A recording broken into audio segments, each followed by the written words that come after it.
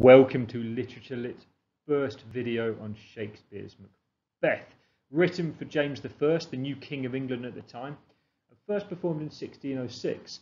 We're going to be looking today at Act 1, Scene 1, obviously the first scene of the play. Scene 1, and here it is in its entirety. First thing we can notice, it's very, very short, just 13 lines long. That doesn't mean it's not going to make a big impact. It doesn't mean that you need to know it in good detail. As I go through it, I'm going to use a code, and I recommend you do too when you're annotating your own copy of the play. When I'm talking about Shakespeare's meaning about certain lines or words, I'm going to use blue. If I'm talking about the language itself that he's using, I'm going to use green. If I'm talking about any context that might be interesting or help our understanding, I'm going to be using yellow. And if I'm talking about structure, I'm going to be using orange. If you can't remember that, don't worry, it's going to be down there at the bottom of the screen all the time. On top of that, occasionally I might just ask us to stop and think about what a modern audience might interpret this meaning, or what even a contemporary audience in Shakespeare's day might interpret this as a meaning. So Act 1, Scene 1, and the first thing we're going to talk about is who our characters are. And it's very, very simple. These are our first three characters of the play. Our three witches. I'm not going to say a huge amount about them now, because we're going to talk about them both in this scene and in later scenes in the play. Shakespeare is going to need to make a big impression at the start of this play. Well, if you've been to the theatre recently, you're probably thinking people in nice clothing, big cushy seats, expensive ice cream at the interval, that kind of thing, right? Well, Shakespeare's theatre, a little bit different, hey? We're talking about possibly people throwing rotten fruit, rotten vegetables, chucking stuff about. It's where the idea of the rotten tomato being thrown at the actors by the audience comes from. On top of that, at the very least, you're going to expect people to be shouting and swearing. These are busy, crowded places. They're not like the theatre today. People weren't expecting silence. People were yelling across the theatre, possibly, again, at the actors if they didn't like what they saw on stage. You know, it goes even further. There's even evidence that people were fighting bears and dogs at the back of the theatre and laying bets on who was going to win. So Shakespeare's got to compete with this. He's got to get the audience's attention away from the bear fight and back onto the stage and his actors. So how does he achieve this? How does he do this? Well, let's have a look at the stage directions. Act 1, Scene 1. We start off in a desert place. That doesn't mean a desert, sand and scorpions and stuff. That means a deserted place. There's isolation. He's got the atmosphere, the idea of isolation in this first place. And that's possibly going to use to create more fear later on. On top of that, we've got some thunder and lightning.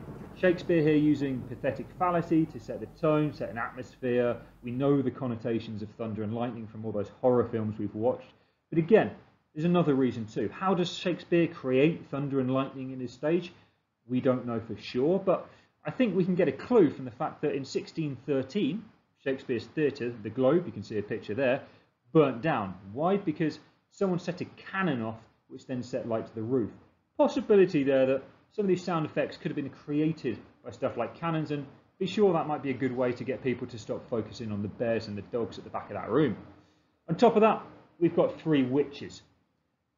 Today we might think anything of three witches coming on the stage, but don't forget a Jacobean audience, an audience of James I's era, would take that much more seriously. There was a real belief in witchcraft, a belief that they could really perform magical spells, and secondly, they would be performing those spells with evil intentions. So again, that's going to really gain some interest from the audience early on. The opening scene of Macbeth is very, very famous, and the individual lines you might have heard before. We start with the first witch saying, "When shall we three meet again?" Now, what do we learn from that? Well, we learn that they've already had their meeting. Whatever they were discussing, whatever they were plotting, they've agreed it and it's finished. And they're simply finding out a time when they should meet up to discuss this again. We don't know what they were talking about, and that creates a little bit of intrigue into the audience. On top of that, we've got the second line, "In thunder, lightning, or in rain." Now, I don't think they're just choosing the weather that they might want to meet here and just waiting for it to happen. We get an idea that they might be able to use their powers to control the weather. Again, as we get through the play, you'll see this much clearer in later scenes. but we get an idea that these witches do have real supernatural powers, and Shakespeare is showing us that in the first couple of lines.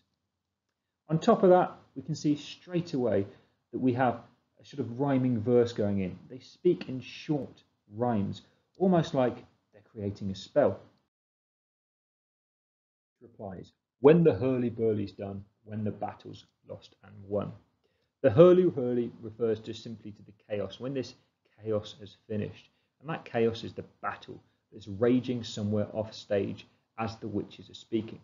We don't know who's part of it yet, but we do know there's a battle. The witches also create jokes. Now this happens a lot through the scene and the play. The battle is both lost and won. How can that be? Now that obviously creates some confusion with the audience, but perhaps also symbolises the wider confusion the witches create as part of their characters throughout the play. We can see that they're speaking in quite a specific way. We've talked about the rhyme. This rhythm is called Trochaic Tetrameter. It sounds incredibly complex. It's not. It's simply 4 stressed syllables followed by 4 unstressed syllables in pairs. Dum-da, dum-da, dum-da, dum-da. When the hurly-burly's done. You can see in that line we've got when is stressed, the is unstressed, her again is stressed, lay is unstressed, fur is stressed, the unstressed, and then done. Those of you who are pretty sharp can see that actually this is incomplete. This is an incomplete tetrameter because we missed the last unstressed syllable. Why is that important? Well, again, it adds to the idea that this is a spell that the witches are casting, but also it sets them apart from the other characters. They are the only characters in Macbeth that speak in this way. So it's setting these characters apart to the rest. I want you to think right now, what clues are we being given about what will happen in the play? What ideas are the witches given us that we might find out later in this play? So our third witch then replies, that will be ere the set of sun. Now this line is arrhythmic. It doesn't fit with our last couplet and stifles the rhythm of this slightly. It seems that they've finished their cantation, their spell, and the witch is simply saying that the battle will be finished before sunset tonight. And where are they going to meet? Well, they're going to meet upon the heath.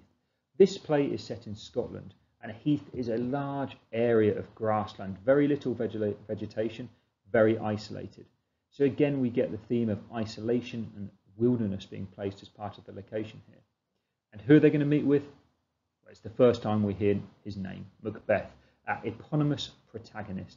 We haven't met him yet, but we know whatever these witches are plotting, it involves our main character of this play.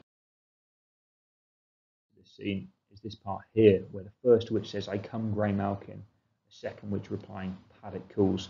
Now these witches are joined by spirit animals, magical animals, who join them about their daily life of whatever a witch does. Very confusing, but Grey Malkin is a cat and Paddock is a toad. We don't know what the third witch's spirit animal is at this point, but we later find out it's a harpy, a kind of half eagle, half woman-like, quite scary looking creature. Now, what does this do? This really just suggests to the audience that real magic is going on here, and there is a real reason to fear these 3 witches.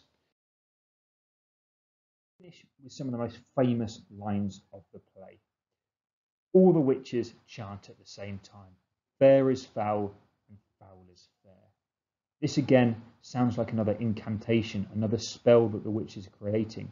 And Shakespeare uses consonants, the repetition of the f sound at the start of those words, to again give the idea. We also see here, a bit like with the battle being both lost and won, Shakespeare using as a chiasm. Fair is foul and foul is fair. He's reversing the same idea there.